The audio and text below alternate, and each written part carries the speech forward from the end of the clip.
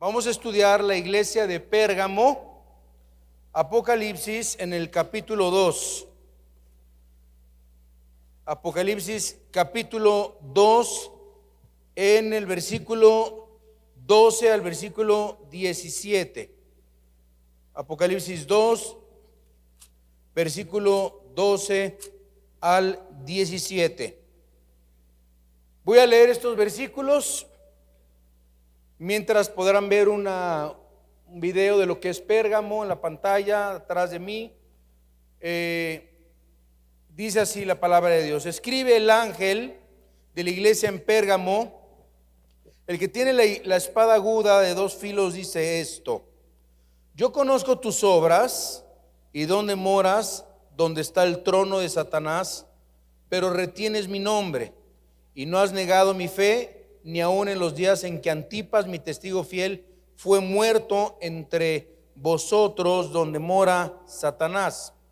Pero tengo unas pocas cosas contra ti, que tienes ahí a los que retienen la doctrina de Balaam, que enseñaba a Balac a poner tropiezo ante los hijos de Israel, a comer cosas sacrificadas a los ídolos y a cometer fornicación. Y también tienes a los que retienen la doctrina de los nicolaitas, la que yo aborrezco. Por tanto, arrepiéntete, pues si no, vendré pronto a ti y pelearé contra ellos con la espada de mi boca. El que tiene oído, oiga lo que el Espíritu dice a las iglesias. Al que venciere, daré a comer del maná escondido, y le daré una piedrecita blanca, y en la piedrecita escrito un nombre nuevo, el cual ninguno conoce, sino aquel que lo recibe. Y esto es Pérgamo. Ahí estamos en Pérgamo. Mi esposa me está filmando y actualmente se llama Bergama. Y ahorita que termine el video van a ver una panorámica de ese lugar. Es una colina, porque la palabra Pérgamo, anótele, per significa elevado, amón, monte. Entonces monte, Pérgamo significa monte elevado. Si se dan cuenta, en la parte de atrás hay un valle. Estamos nosotros arriba, lo que es Bergama, lo que es Pérgamo, las ruinas que quedan de esa ciudad en Turquía, o antiguamente esta Acrópolis. Entonces, monte elevado, colina alta. La ciudad de Pérgamo estaba situada a 88 kilómetros al norte de Esmirna. Vamos a ver ahí el mapa de Esmirna. Tenemos ahí a Pérgamo, ¿verdad? Tenemos a Esmirna, aquí de mi lado izquierdo, y todo lo que es el mapa de Turquía. Y del lado izquierdo, del lado derecho, todos ustedes pueden ver las 7 iglesias. Entonces estamos en la parte de hasta arriba de Pérgamo. Fue construida en una colina cónica que dominaba el río Caico, y desde su parte más alta podía verse el mar Mediterráneo. Ahí en lo que vieron anteriormente se veía el mar Mediterráneo, que solamente está a 25 kilómetros de distancia. Pérgamo tenía una biblioteca con más de 200,000 volúmenes, y el pergamino tiene sus raíces en esta ciudad, puesto que aquí se comenzó a producir dicho artículo como material de escritura, ¿verdad?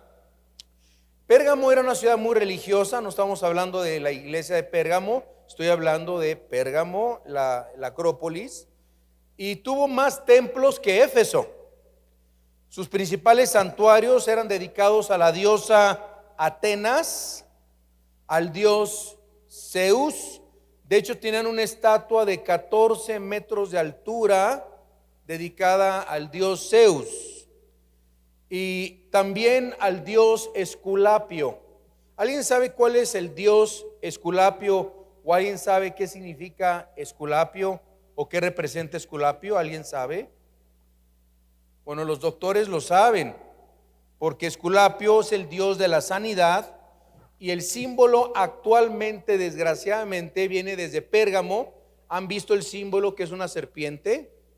Es el dios Esculapio, es el dios de los doctores. Imagínense nada más, ¿no? el símbolo actual de la medicina moderna.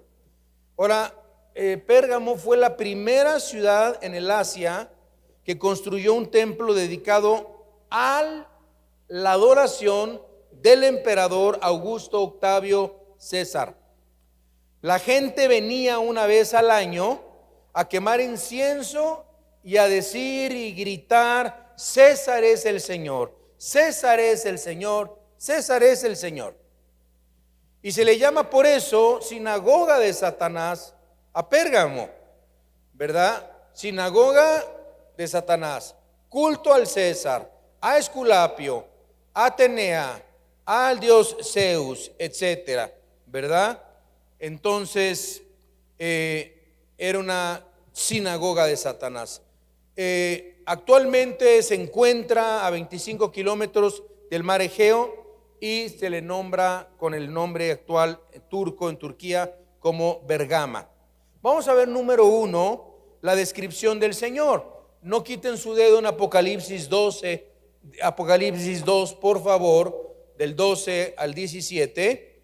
Aunque yo mencione otros versículos, siempre ponga un separador en su Biblia, así como en Apocalipsis 2, o su dedito ahí. Dice: escribe al ángel, al pastor. Recuérdense que el ángel no se refiere a un ángel del cielo, se refiere también a la persona ángel mensajero. Un ángel es un mensajero en el Nuevo Testamento. Escribe al mensajero de la iglesia en Pérgamo, al que tiene la espada aguda, dice, de 2 filos, dice esto. En esta descripción del Señor, del versículo 12, dice: el que tiene la espada aguda de 2 filos, dice esto. La palabra para espada aquí es la palabra rompalia en griego, y significa una espada larga, una cuchilla larga y ancha. Estas eran fabricadas en el poblado de Tracia. La espada en la Biblia representa la palabra de Dios, no lo olvide. ¿Se acuerdan que en la armadura de Dios se habla de la espada del Espíritu? ¿Sí?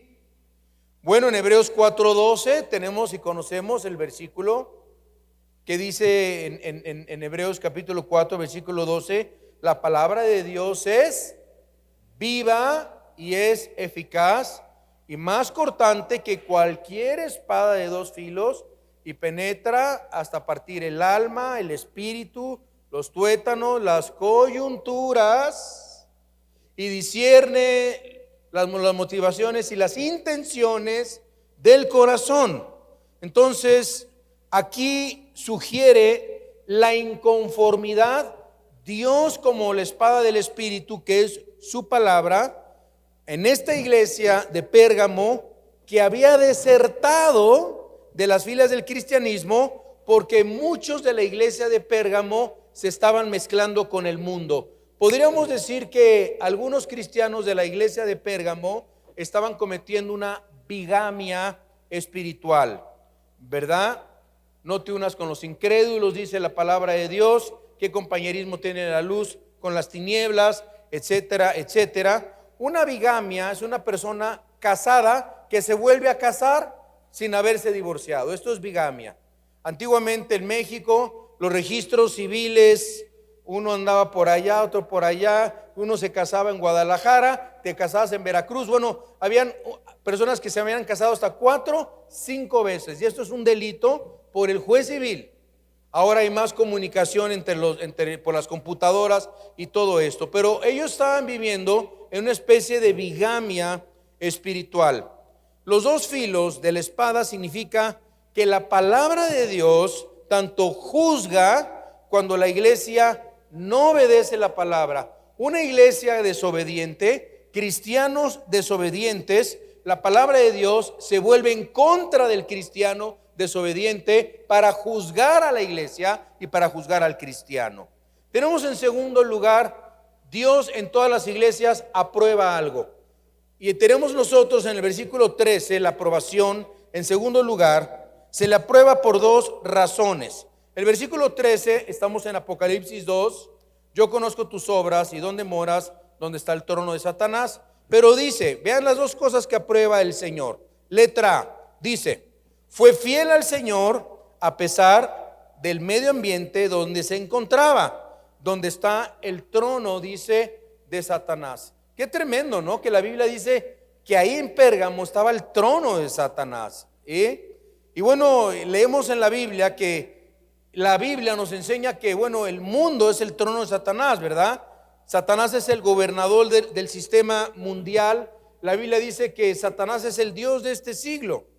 ¿Se acuerdan cuando Cristo estaba con Satanás en Mateo capítulo 4, en Lucas capítulo 4? Se encontraban en el desierto, en un monte, y dice la Biblia que Satanás le muestra todos los desiertos, todos los valles, todo el terreno, y le dice Satanás a Cristo: todo esto te daré. Digo, se lo quería dar al dueño de todas las cosas, pero bueno, el Dios de este siglo le dice: todo esto te daré. ¿Se acuerdan? Sí, postrado me adoras. Y es por eso que tantos actualmente le venden su alma al diablo, porque muchos son y reciben beneficios por venderle su alma al diablo con fama, popularidad, dinero. Nada más que en el 99% de las veces, al vender el alma a Satanás, no les da dinero, no les da fama, solamente a algunos cuantos se las da para que otros sigan adorando al enemigo, a Satanás, al diablo. La mayoría los mata a las primeras horas, semanas o meses, ni siquiera llegan a tener fama, ¿verdad? Todo esto te daré si postrado, dice, me adoras. Así que la palabra de Dios nos muestra también que Satanás en 2 Corintios 4:4 es el Dios de este siglo. 1 Juan 5:19 nos dice que el mundo entero está bajo el maligno. Todo el mundo, hermanos, todo el mundo está bajo el maligno. Las noticias, las canciones,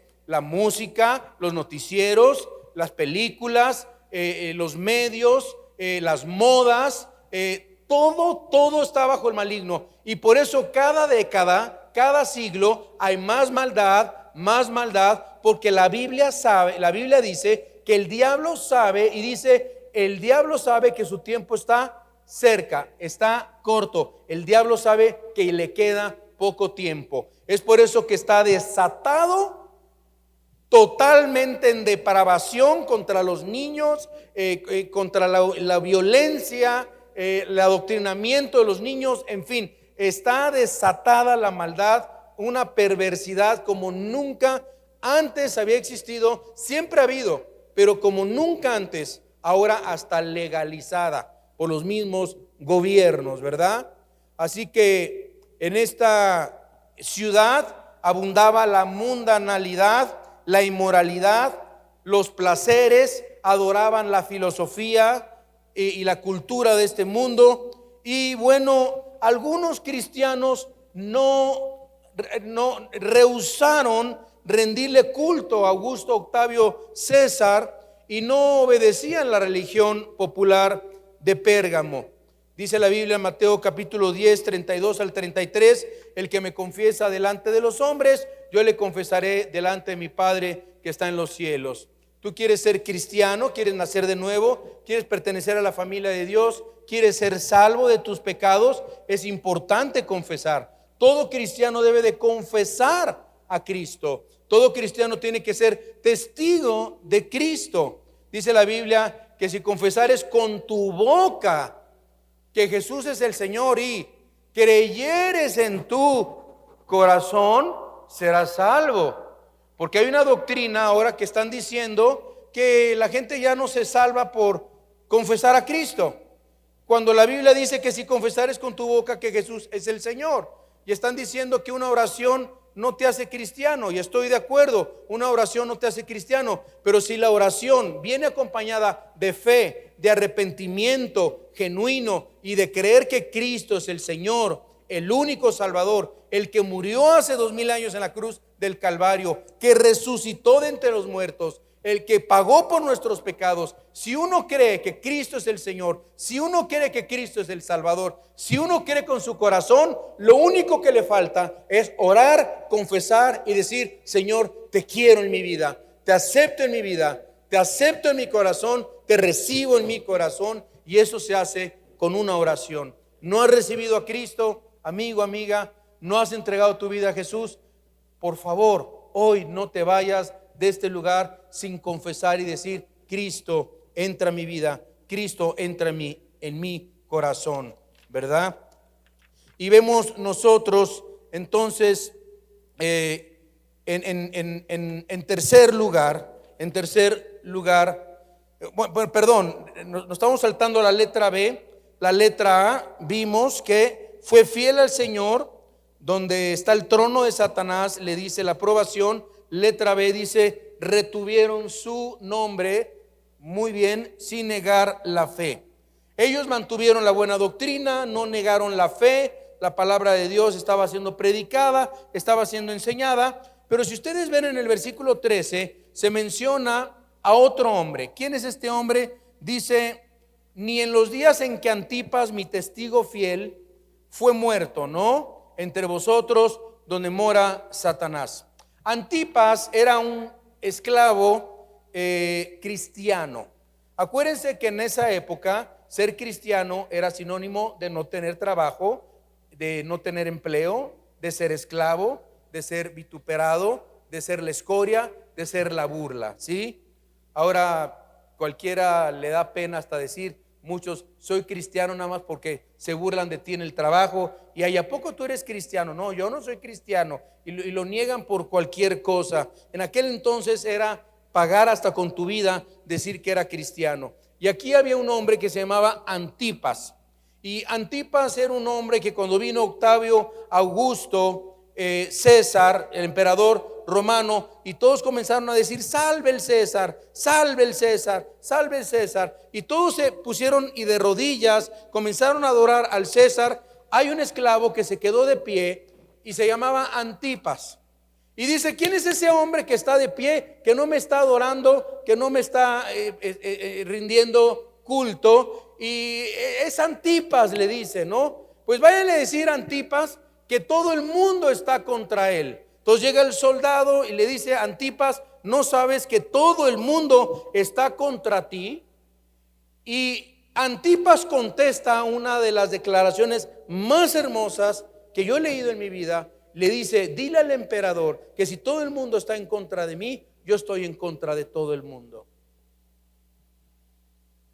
Antipas, el esclavo, dice la Biblia que le pidieron que se arrodillara ante el César, no se arrodilló. Y Antipas le dijeron: si no te arrodillas. Antipas murió quemado en un becerro de hierro, de bronce. Los metían, se abría el becerro, los metían, ponían leña abajo, el bronce se comenzaba a poner al rojo vivo. Antipas murió quemado vivo. Creo que hay otra imagen también de otro becerro, si no me equivoco, pero así dice la tradición que murió Antipas. Qué muerte tan terrible. Y ahora por cualquier cosa se niega al Señor. Antes pagabas con tu vida por decir que eras cristiano. Hemos visto cuánta muerte, cuánto martirio, cuántos martirizados, cuántos en la historia de la iglesia. Y así murió Antipas. Tercer lugar, tenemos la exhortación. Leamos los versículos 13, versículos 14 y 15. Dice: pero tengo contra ti, dice, y contra Éfeso. Dios había perdido su primer amor contra Éfeso. Contra Esmirna nada, era una iglesia sufriente, pero contra Éfeso sí, dice: pero tengo unas pocas cosas contra ti.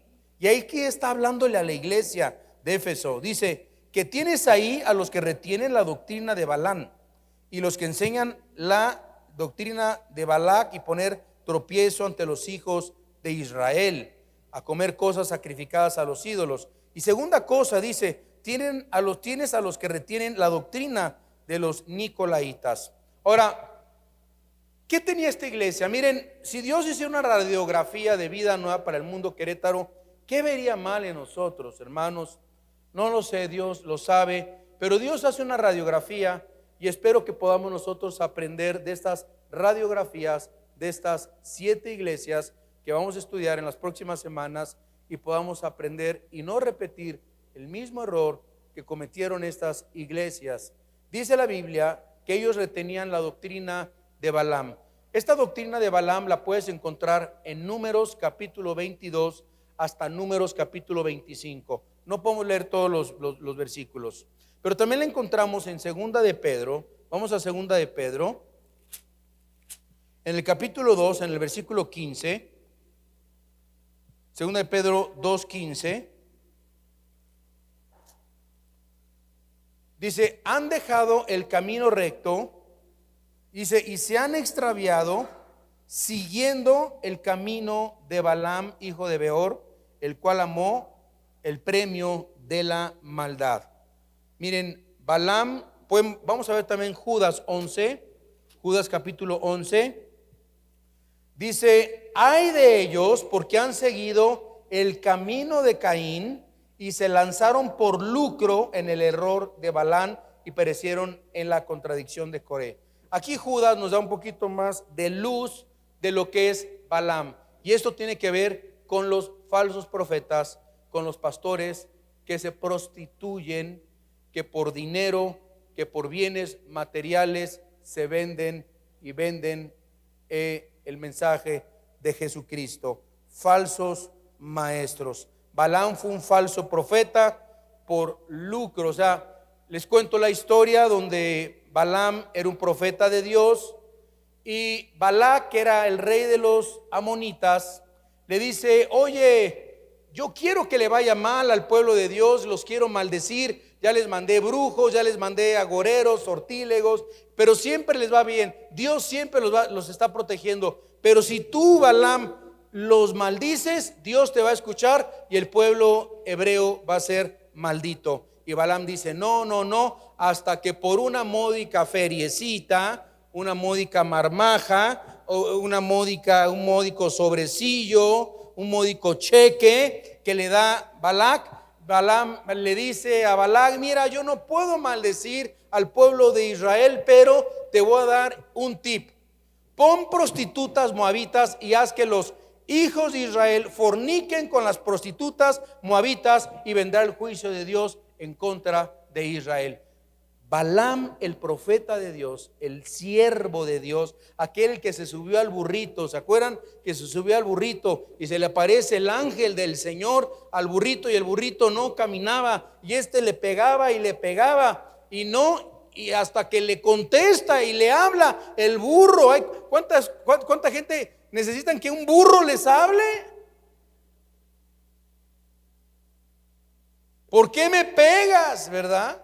Hasta que Dios se reveló y estaba delante de él. Bueno, Balaam se prostituyó su ministerio y le dijo a Balac: pon a fornicar, pon prostitutas y que forniquen con los hijos de Israel. Y aquí Dios dice en el libro de Apocalipsis, en el capítulo 2, está diciendo que la iglesia de Pérgamo estaba reteniendo la doctrina de Balaam. En otras palabras, habían pastores cristianos que se habían prostituido por cambio de dinero y habían apostatado de la fe.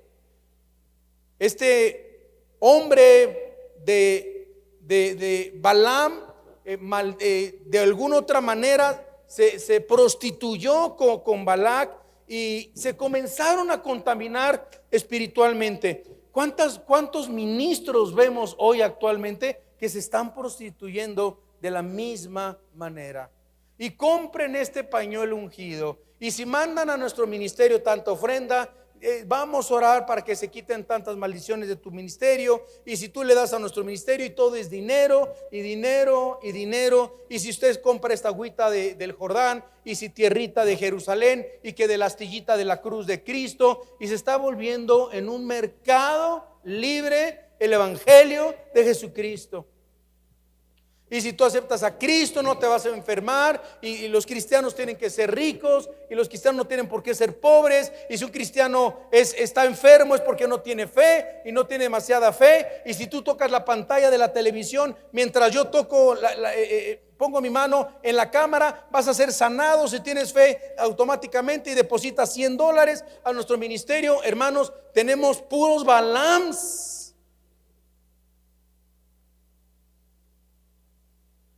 youtuberos por todos lados hablando de este pastor, desenterrando los pecados de este pastor, desenterrando. Sí les han platicado, ¿verdad? Aquí nadie ve eso, ¿verdad que no? Eso se ve en Toluca, ¿verdad? Y en México, y aquí nadie ve esas cosas, ¿verdad? Espero que no estén viendo esa basura. Y que Chuy Olivares dijo esto, y que Armando Alducin contra Chuy Olivares, y que este no sé qué, y que por acá, y que por allá, y miren, solamente creando controversia para que les pongan likes y tengan más seguidores y moneticen más y les pague más Google. Están haciendo mercancía del Evangelio de Cristo. Si va a ver algo en YouTube, vea prédicas, sana doctrina, no estén mejor vea a Pati Chapoy ventaneando.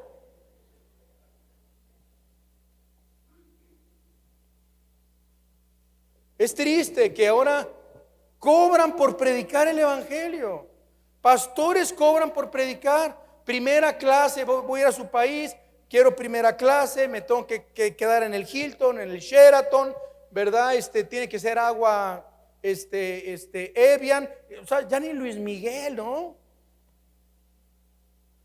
Somos ministros, somos siervos inútiles de Cristo. Ay de nosotros si no predicamos el Evangelio. Yo he ido a lugares que me invitan a predicar, hermanos, ni para los chicles me dan. Pero a mí, como Dios me llamó de tiempo completo, yo sé que Dios me suple, Dios me provee. Luego voy a otro lado y me dan más de lo que yo me imaginé.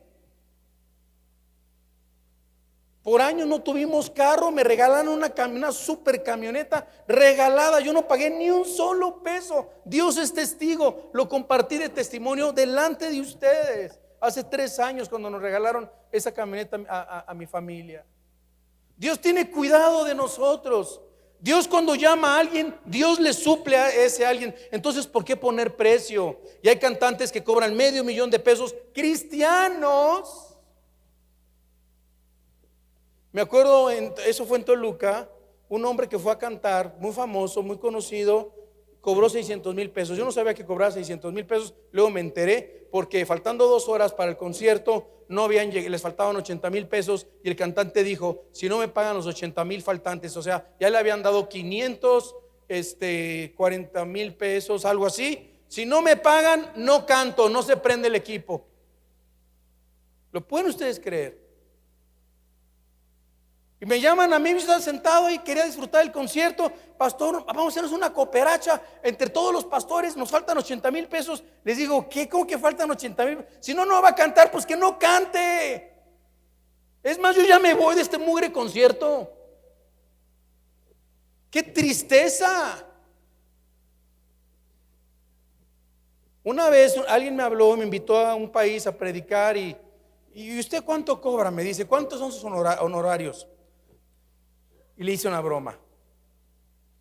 Le digo: pues manejo diferentes precios, hermano. Le digo: si quiere que haga el llamamiento a recibir a Cristo, es más caro, ¿verdad? Si quiere que haga a la gente llorar, es otro precio, ¿verdad? Si quiere que todos acaben postrados y chillando y hasta ahorita del cielo, ponemos una hermana en un ventilador aventando, es otro precio, ¿verdad? Y yo por dentro no creía lo que estaba diciendo, ¿no? ¿Saben qué me contestó? Vamos a orar a ver qué paquete nos guía Dios a escoger, hermano.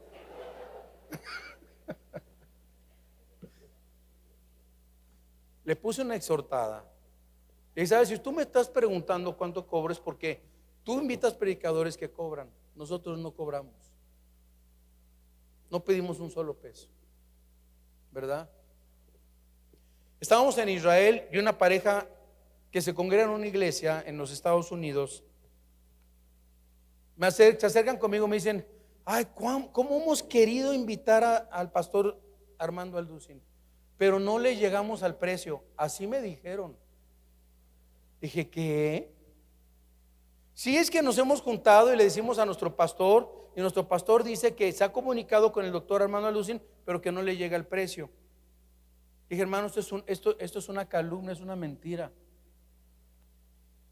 Conozco a mi padre me enseñó estos principios, la Biblia me enseña estos principios. Mi padre no cobra un solo peso. Y se los traje a mi papá. Y a ver quién les dijo, no, déme el nombre de su pastor, le voy a hablar y lo voy a exhortar. O sea, el pastor diciéndole a la gente que Armando Lucen cobra por predicar el evangelio, que por eso no lo han invitado a la iglesia. Háganme el favor. O sea, el pastor quería quedarse con ese dinero, o no sé qué quería hacer. Doctrina de Balaam, hermanos. Cuando estuve con Nick Bujicic la semana pasada, el que no tiene brazos ni piernas, vine a Querétaro, ya se los comenté, el 8 y 9 de diciembre. Digo, Nick, yo tengo que preguntar esto. Si me dice, ¿cuánto cobras? Si me dice, cobro tanto, no lo invito. Por supuesto que no lo invito. Me dice, no, hermano, nosotros vamos con todo pagado. Todo pagado. No tienen que darnos nada, absolutamente nada. Obviamente, siempre que viene un pastor, un predicador, siempre hay que bendecirlos y darles una ofrenda generosa de amor. Esto es importantísimo. Persona que aquí predique, persona que venga, sea mi padre, sea quien sea, tenemos que bendecir a los siervos de Dios porque viven del evangelio, predican el evangelio, no cobran, pero viven de ofrendas de amor. El ministerio se sostiene de ofrendas, pero nosotros no podemos estar poniendo un precio a nada. Amén, hermanos. Y Pérgamo se fueron, pero por las tortas totalmente. Comenzaron a bautizar personas no creyentes. Vean lo que dice Miqueas 3:11. Miqueas 3:11 dice: sus jefes juzgan por cohecho.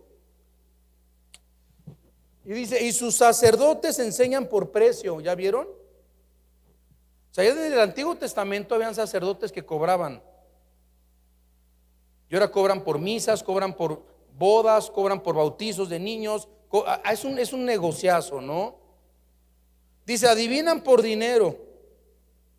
¿Sí? Y luego dice en 2 de Pedro 3, vamos a 2 de Pedro 3. 2 de Pedro 2, del 1 al 3. Miren lo que va a pasar en los últimos tiempos en la iglesia. Dice, pero hubo también falsos profetas entre el pueblo, como habrá entre vosotros falsos maestros. Miren, les quiero hacer una pregunta antes de seguir leyendo. ¿De dónde surgen los falsos maestros y los falsos profetas? ¿De las cantinas? ¿De los table dance? ¿De Garibaldi? ¿Saben de dónde salen los falsos maestros y los falsos profetas? De las iglesias cristianas. Acuérdense que los endemoniados estaban en las sinagogas donde Cristo predicaba. Dice, se levantarán entre ustedes y dice, y van a introducir así bajita la tenaza, bajita la manga, bajita la cosa, encubiertamente herejías destructoras. Unos van a negar hasta al Señor que los rescató, ¿verdad? No le van a dar la gloria al Señor. Pero fíjense, y está hablando también de la iglesia, y muchos cristianos van a caer en sus disoluciones, por causa de los cuales el camino de la verdad será blasfemado. Versículo 3, por avaricia, por amor al dinero, van a hacer mercado de ustedes palabras bien fingidotas, sobre de los tales ya de largo tiempo la condenación no tarda. Hermanos, al Señor nadie se lo burla, nada se le escapa a Dios. Tengo 33 años sirviendo a Dios, nunca nos ha faltado nada. Dios nos ha bendecido siempre, siempre nos ha provisto, nunca nos ha dejado. Comenzaron a prostituir el ministerio de la iglesia, comenzaron a casar personas que no eran cristianas. El otro día me dice una persona, pastor, ¿nos puede casar? Digo, primera, yo no caso, no soy juez. Bueno, pastor, puede hacer la ceremonia. Le digo, oye, pero tu esposo no es cristiano, ¿no? No es cristiano, pero da mucho a la iglesia.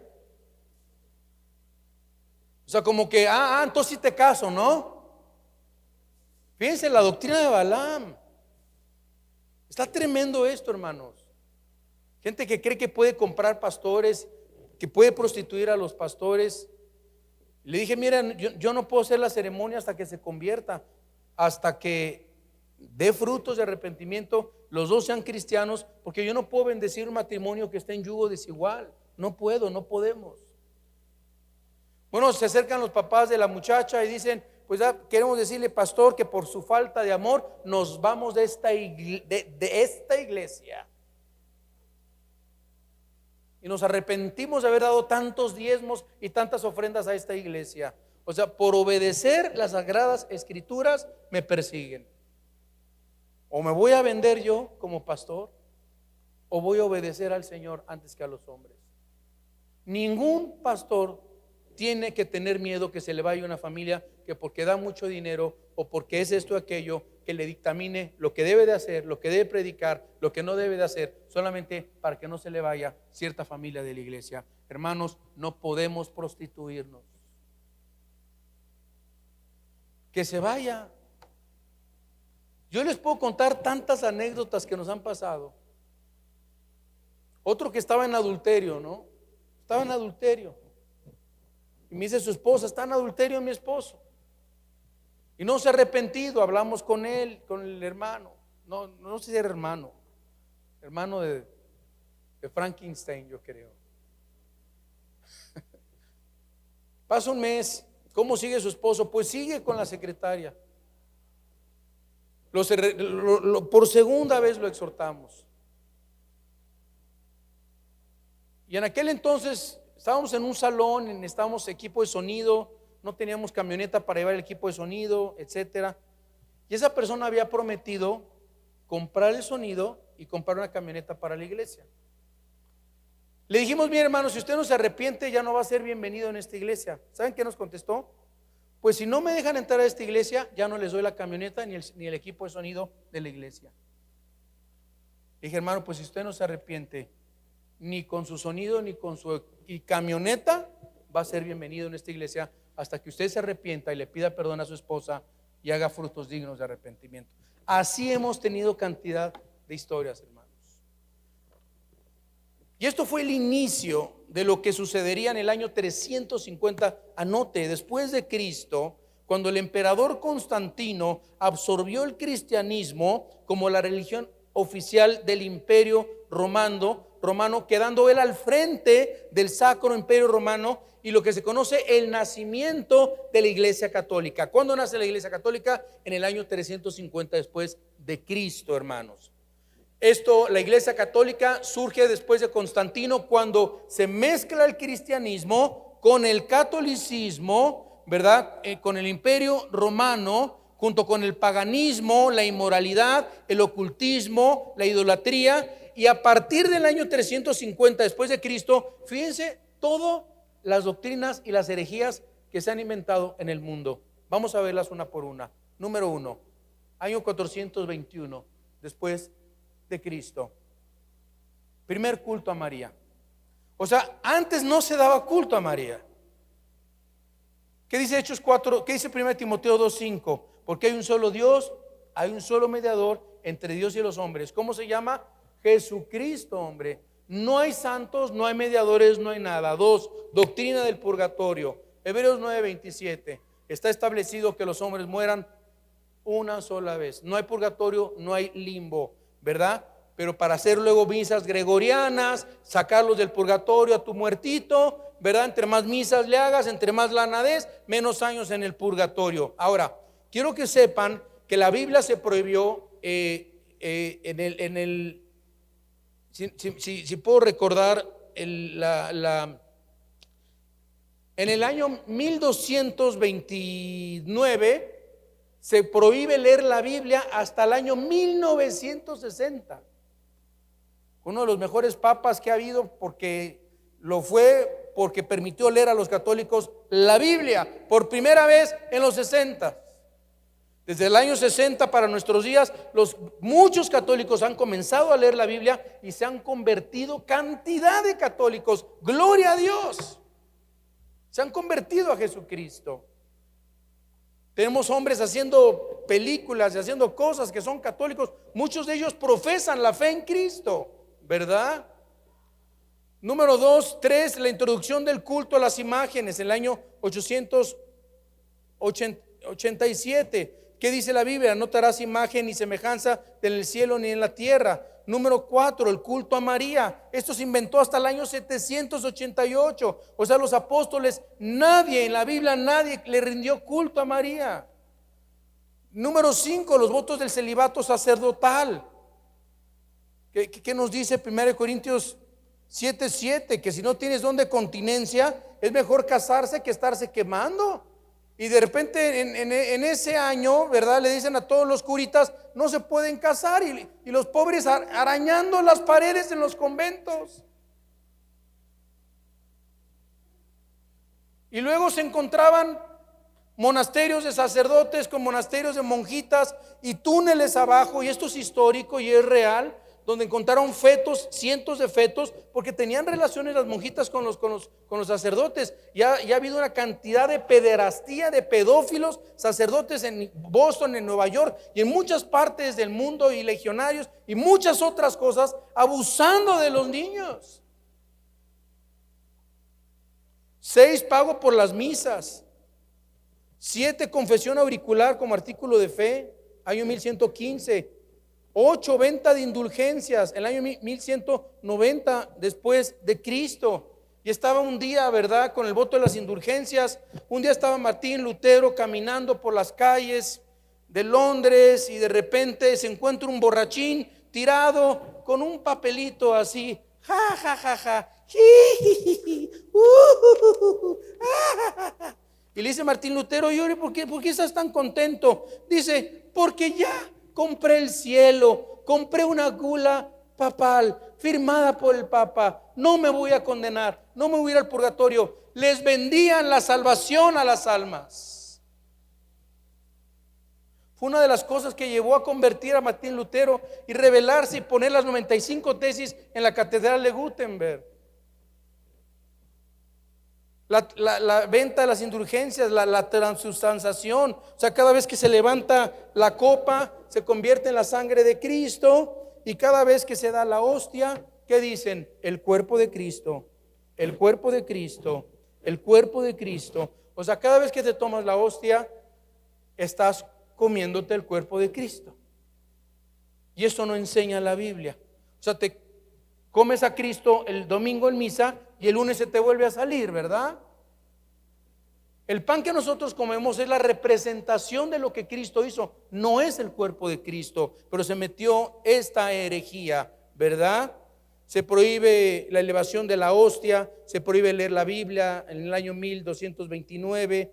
12, se declara que solo la Iglesia Católica es verdadera y que solo dentro de ella hay salvación. ¿Qué dice Romanos 4:12? En ningún otro hay salvación, porque no hay otro nombre dado a los hombres en que podamos ser salvos más que en el nombre del Hijo de Dios. La Iglesia Católica no salva, la Iglesia Cristiana no salva, la Iglesia Mormona no salva, los testigos de Jehová no salvan, los musulmanes no salvan. El que salva es Cristo. Tú puedes tener una religión hoy, y yo sé que aquí hay católicos, cristianos, hay varias religiones, pero si no tienes a Cristo te vas a ir al infierno, te vas a condenar. Cristo es el camino, la verdad y la vida, amigo, amiga, amada. ¿De qué sirve tener una religión? Gracias a Dios aquí no creemos en ninguna religión. 14, se declaran los artículos de fe para la salvación, los 7 sacramentos, la doctrina del purgatorio, ya la mencionamos, año 1439. 15, se le da a las tradiciones la misma autoridad que la Biblia. Y por eso en muchos pueblos no está en la Biblia, pero es una tradición del pueblo, y por tradiciones se están perdiendo los hombres. 16, se declara que la misa es un sacrificio propiciatorio, y se confirma el culto a los ángeles. Apunten todos esos versículos, hermanos, para que ustedes sepan, aprendan, sepan cómo contestar, sepan presentar defensa con la palabra de Dios. Todo esto está en contra de la Biblia. 17, se promulga el proceso de la canonización. Solo Roma puede determinar quiénes son santos. O sea, hasta la Biblia cristiana de hoy dice San Mateo, San Juan. No es San, es Juan, no es San, no son santos. Eso es una tradición del catolicismo, ¿sí? Dios, somos santos en Cristo. Pero yo no les ando diciendo San Román, San Quique, San Alán, ¿verdad que no? Entonces, ¿por qué San Juan, San Mateo, San Lucas, verdad? Entonces, 18, se promulga la doctrina de la Inmaculada Concepción. O sea que María solo tuvo a Cristo virginalmente. Cuando en Mateo 1:25, si lees la Biblia católica, abre la Biblia católica, llegando a tu casa, en Mateo 1:25, porque dicen muchos, es que su Biblia es una Biblia protestante, su Biblia es diferente. No, abra la Biblia católica, llegando a su casa, y va a leer que Mateo 1:25 dice, y José no conoció a María hasta dar a su hijo primogénito. No la conoció, no tuvo relaciones sexuales con ella hasta que tuvo relaciones cuando Jesús nació y tuvieron más hijos. ¿Quieren evidencias bíblicas? Mateo 13, 55 al 56. Hijos del mismo vientre de María, eran hermanos y hermanas nacidos de José y de María. Adelfos, la palabra en griega, hermanos de sangre. Si Cristo hubiera sido el único hijo de María, diría, y no conoció José a María hasta que dio a su hijo unigénito. No dice unigénito, porque Dios tiene un hijo unigénito, o sea, solamente uno. Pero cuando es primogénito, es el primero de muchos. Yo soy el primogénito de 5 o 6 hermanos que tengo, porque fui el primero. ¿Seguimos? Se me acabó el tiempo. Y lo pueden encontrar esto en YouTube, ¿verdad? No tan bonito como ahorita, pero número 19, se declara como artículo de fe la infalibilidad papal. O sea, lo que el Papa diga es ex cátedra. El Papa no miente, no se equivoca. Y un Papa dice una cosa y otro dice otra cosa. Un Papa dice que hay que adorar y poner santos en la iglesia, y luego viene Papa Juan Pablo II y quita los santos de las iglesias. Hay iglesias católicas que ya no tienen santos, ¿sabían? Entonces, no que eran infalibles, no que no se equivocaban. Y se declara número 20 la asunción de María, o sea que María subió al cielo sin morir. Artículo de fe en el año 1950 después de Cristo. Y quiero que dejen esa gráfica mientras yo sigo compartiendo la palabra de Dios. Se la pueden dejar un tiempo, porque quiero que ustedes, nada más dame la primera para que vean diferencias entre el catolicismo romano y el cristianismo bíblico. Por ejemplo, el asunto del fundamento. El cristianismo dice que Cristo es la roca, el romanismo dice que el Papa es la roca, ¿sí? Asunto, mediador. El cristianismo dice que es Jesucristo, el romanismo dice que es el Papa, la Virgen y los santos. Siguiente, la salvación. ¿Qué dice el cristianismo? ¿Qué dice la Biblia? Por gracia, mediante la fe, la sangre de Jesucristo. ¿Qué dice el romanismo? Por la iglesia, buenas obras, los santos y los sacramentos. El culto, cristianismo espiritual, la iglesia católica, ceremonial, litúrgica, etcétera, etcétera. Y así podemos irnos yendo, y les pueden ir tomando fotos, y lo vamos a subir a la prédica de YouTube. La van a encontrar 6, 7 de la noche, tal y como lo están viendo aquí. Todos los domingos yo subo mis prédicas a YouTube, ¿verdad? Y quiero ir terminando, cerrando esto, porque el versículo 15 de Apocalipsis capítulo 2 dice: retienes la doctrina de los nicolaitas. O sea, tenían a Balaam, la doctrina de Balaam, y tenían otra cosa bien gacha, esta iglesia, bien fea, que era la doctrina de nicolaitas. ¿Qué es la doctrina de los nicolaitas? La palabra Nico es la palabra gobernar, y la palabra Laos, pueblo. En otras palabras, el gobierno del pueblo, gobierno del pueblo. El diseño de Dios para la iglesia, hermanos, es que la iglesia sea dirigida por sus santos, los pastores que Dios ha levantado, su palabra y su Santo Espíritu. Si ustedes leen Hechos, por ejemplo, capítulo 13, no me da tiempo de leerlo, del 1 al 4, Hechos 13 del 1 al 4. Oraron, dice la Biblia, los pastores y guiados por el Espíritu Santo, dice, impusieron las manos sobre Pablo, sobre Bernabé y los enviaron al ministerio.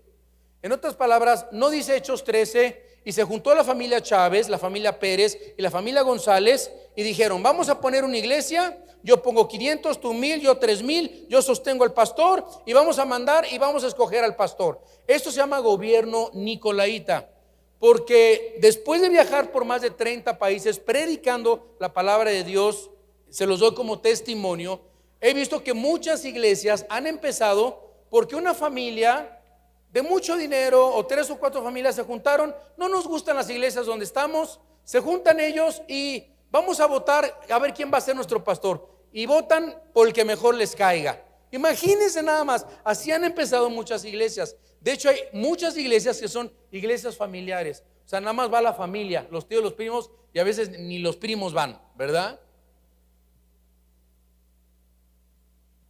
Dice en Efesios que Dios constituyó a unos apóstoles, profetas, maestros, pastores, a fin de perfeccionar a los santos. ¿Quién pone a los pastores? Dios, hermanos.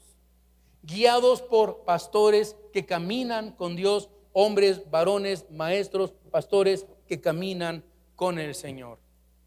Muchas iglesias son gobernadas, fundadas por gente adinerada, y hay familias que dicen, es que yo puse el techo, es que yo puse el sonido de la iglesia, y se creen con derechos, y esta es la doctrina de los nicolaitas.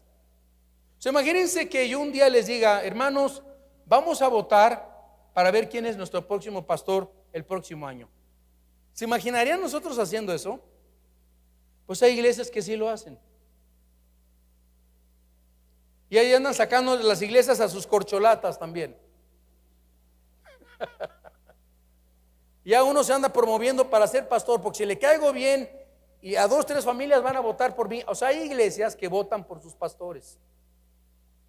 ¿Se acuerdan cuando nombramos de pastor a Estéfano, a Cristian, a David? ¿Qué pasó ahí? No por ser hijo de Alejandro, por ser hijo de nietos de Armando Alducin, no por ser mis hijos, porque el ministerio no se hereda. Me encanta el dicho de Zapata, la tierra es de la quien la trabaja, ¿no? Es un dicho buenísimo. Digo, la mayoría de los pastores que yo conozco, sus hijos, muchos, la mayoría ni quieren ser pastores ni acercarse a eso. Ser pastor es un trabajo tan duro, hermanos. Durísimo, durísimo. De veras estamos aquí por gracia de Dios, después de 33 años, ¿no? Hay traiciones, hay mentiras, hay calumnias, hay chismes, llamadas telefónicas a todas horas, hay que visitar esto y aquello, y que la hermanita que no agarra la onda y otra vez hay que volverla a ministrar, y otro que está endemoniado, y ese que no sé qué. Pero Dios nos llamó, Dios nos da la fortaleza, Dios nos da la fuerza. Malo es ser pastor y no ser llamado por Dios, porque renuncias, acaba con tu vida, acabas infartado, acabas enfermo de los nervios. Esto es real. Yo leí un artículo médico de cuáles son las profesiones más peligrosas del mundo, las más dañinas del mundo. Estaba en primer lugar ser pastor, arriba de médicos, arriba de ingenieros, arriba de abogados, arriba de todos, pastor, por las presiones y por todo lo que viven. Por eso dice la Biblia, oren por sus pastores. Y vamos a quitar todo eso, el ataque, los demonios que todo el día quieren hacerme a mí caer, a David, a todos los pastores. Tenemos un ataque demoníaco de que caigamos en adulterio, que caigamos en pecado, que caigamos en avaricia. Todo el tiempo Satanás está como león rugiente, buscar devorar nuestras vidas, hacernos caer, porque si yo caigo, se tropiezan muchos, dejan la fe, abandonan. Desgraciadamente muchos ponen sus ojos en el hombre. Por eso oren por nosotros, hermanos, para que nos mantengamos firmes en la fe. Cuando estaba hasta David, Estéfano y Cristian, repito, no por ser hijos de pastor, pero salieron del instituto bíblico. Ustedes saben su historia. Salieron de Palabra de Vida y se prepararon. Un día hablaron David habló conmigo, Cristian, un día Estefano, quiero ser pastor. Mira, vamos a hablar con tu tío, con Armando, vamos a hablar con tu abuelo, y luego vamos a hablar con Alejandro Alducin. Y por un año, hermanos, estuvimos orando. Josué, el pastor César, el pastor David de la Cruz, el pastor Jesse, el pastor Yoshi, el pastor Alejandro Alducin, Armando Alducin, su servidor. Imagínate yo, Señor, gracias porque 2 de mis hijos quieren ser pastores, a pesar de lo que han visto todos estos 33 años, quieren ser pastores. Yo hasta les hago así, wow. Han visto cosas muy difíciles, bien duras.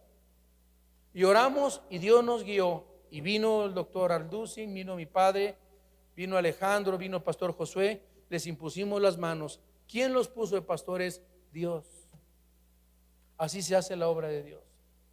Guiados, dirigidos por el Espíritu Santo. Y no van a ser los últimos. Quizás Dios levante de aquí a otros pastores y se vayan a otros poblados, se vayan a otros lugares. Pero el llamado lo hace Dios. A mí Dios me llamó hace más de 40 años. Yo empecé a los 18 años, bien chavito, de pastor. Porque mi papá no tenía quien lo ayudara, me puso de pastor, yo acepté, yo sentí el llamado y me nombró pastor, y entre los dos, y aquí hemos estado juntos todos estos años. Pero no son las familias, no es la iglesia. Vamos a votar por un pastor y a ver. Y la Biblia nos dice que oremos por ustedes, y ustedes deben de orar por nosotros, ¿verdad? Hermanos, no porque alguien construya el edificio, no porque alguien ponga mucho dinero, no porque las decisiones de la iglesia las tomamos guiadas por el Espíritu Santo. Y termino con el versículo 16, se me acabó el tiempo desde hace rato, gracias por su paciencia, pero dice el versículo 16. Dice: por tanto arrepiéntete, pues si no, vendré a ti pronto y pelearé contra ellos con la espada de mi boca. El que tiene oído, oiga lo que el Espíritu dice a las iglesias. Al que venciere, daré a comer del maná escondido, y le daré una piedrecita blanca, y en la piedrecita escrito un nombre nuevo, al cual ninguno conoce sino aquel que lo recibe. Bueno, número 5, tenemos con número 4 el consejo, ¿no? Arrepiéntete. Sabemos que es cambio de mente, cambio de actitud. Dice: pelearé contra ellos con la espada de mi boca. El Señor redarguye, exhorta, corrige a los pecados del pueblo. Dios siempre ha levantado una luz. Miren, hermanos, por más tinieblas, por más oscura que esté la iglesia, yo veo que en la historia de la iglesia, Dios ha levantado siempre un Martín Lutero, Dios ha levantado un Zwinglio, un Juan Jos, un Juan Hus, un Wycliffe, un Girono Savonarola. En fin, a lo largo de los tiempos siempre hay una luz, una voz que levanta la voz de Cristo, que levanta la voz de la palabra de Dios. Por más contaminación que haya en la iglesia, siempre Dios levanta pastores fieles. Y tenemos en quinto lugar y en último lugar la promesa. 2 promesas a los vencedores. Versículo 17: comerán del maná escondido. ¿Qué significa el maná, hermanos? ¿Qué es esto? El maná es lo que Dios utilizó para alimentar a su pueblo en el desierto, ¿cierto? Entonces, ¿por qué dice que nos dará a comer del maná? Les daré a comer del maná escondido. ¿Saben qué significa esto? Que por la eternidad siempre estaremos comiendo del maná, que es Jesucristo. Él es nuestro maná. Y dice que está escondido detrás del velo en el lugar santísimo, pero que será revelado por los suyos, ¿verdad?